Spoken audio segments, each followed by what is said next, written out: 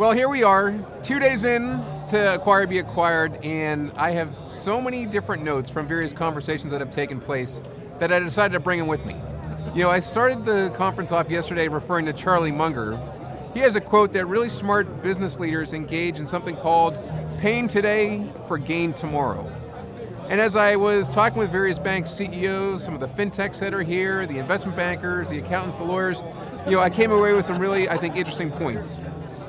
Right now, when you think about where technology is driving this industry, it can be so encompassing of trends and topics like voice recognition, new account openings, getting compliance under control, that I think we have to take a minute and say, technology is not an end-all be-all. It really requires the right people, the right mindset, the right cultural discipline.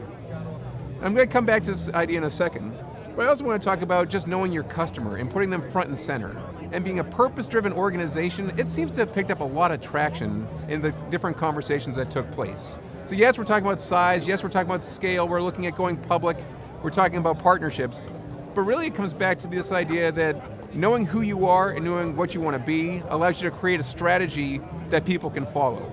And when it comes to strategy, here's some points about digital strategies, and it's not to confuse digital with technology. I think maybe what we should do is change the whole terminology and talk about innovation strategy as opposed to digital strategy. If we do something like that, we can marry it with our overall business plan. We can set clear and concise goals that are simple to articulate, but profound to execute on. I think this all comes back to the concept of leadership.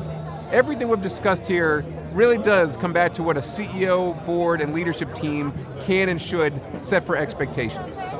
So we've got a lot of these ideas that are living on bankdirector.com. Come on over and see what we have. We're also sharing a lot of information on our social networks. We're using the hashtag AOBA19, and we'll be after it again tomorrow morning.